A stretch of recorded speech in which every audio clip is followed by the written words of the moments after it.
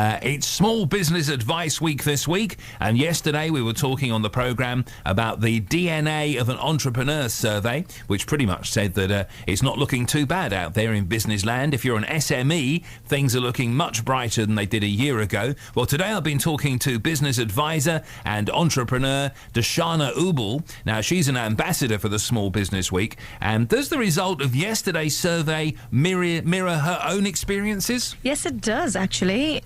It is really cool that 35% of the people who'd like to start their own business in Humberside and surrounding areas think that, they would want to, as long as they had the right support. Or, only 12% of them would not start a business because of the lack of finance.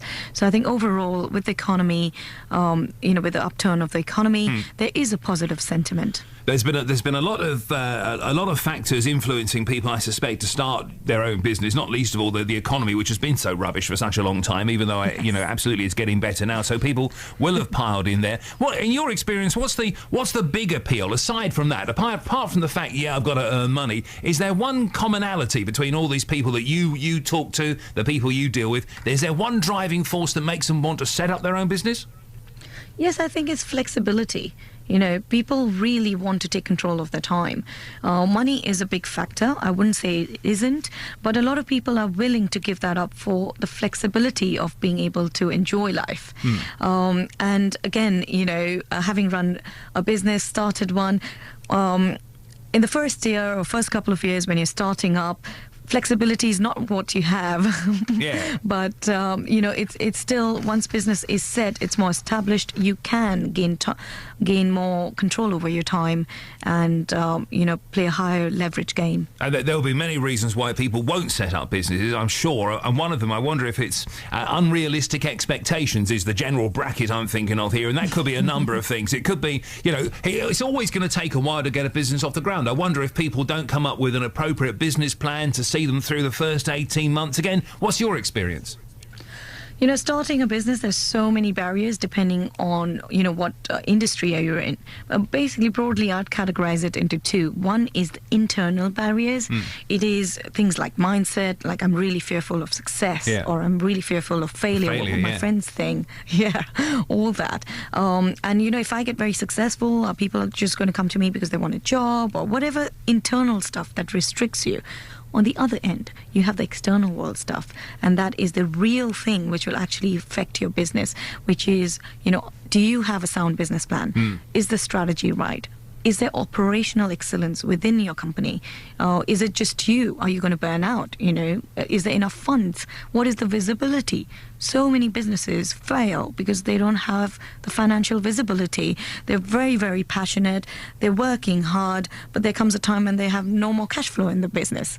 And of course, the world is moving really fast, especially in the business world, and you need to embrace technology to find out how you are different than your competitor. Is there somewhere along the line a sort of check for whether or not your idea is workable, and whether that's somebody like you, Darshana, as an advisor, as a mentor or whatever? But, unless you've all that taken on board, unless you've actually got an idea that other people want to buy, then you're pretty stuffed in the first instance.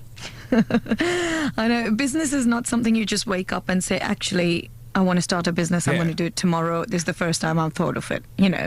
Like most things in life, you've got to be prepared. You've got to be aware, first of all, what is required. You need training, as you've suggested. Yes, having a mentor is great. Surround yourself with people who are doing it and observe how they are doing it.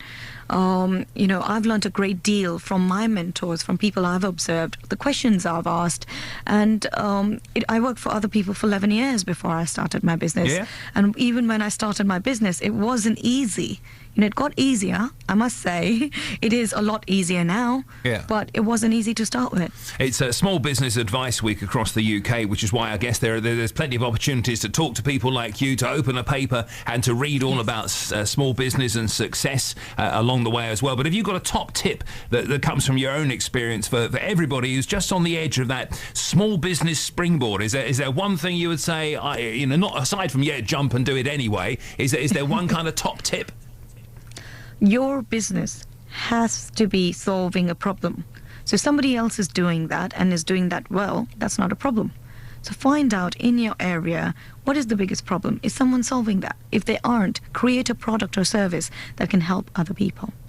Business is to help other people. If you understand that and you look at that idea from different angles, you will find a solution and you will find a business that can scale. Darshana Ubl is an ambassador for the Small Business Week. Small Business Advisory Week website is a co.uk one if you'd like to find that. And do check out, she was saying after we finished the interview there, Darshana, check out the Entrepreneur Brand Accelerator event they're doing in London, 17th of October. But if you're an existing business, not really for business that haven't set up yet, but if you're an existing business, that could be a very good thing to have a look at. It's called the Entrepreneur Brand Accelerator event, and it's in London on October the 17th.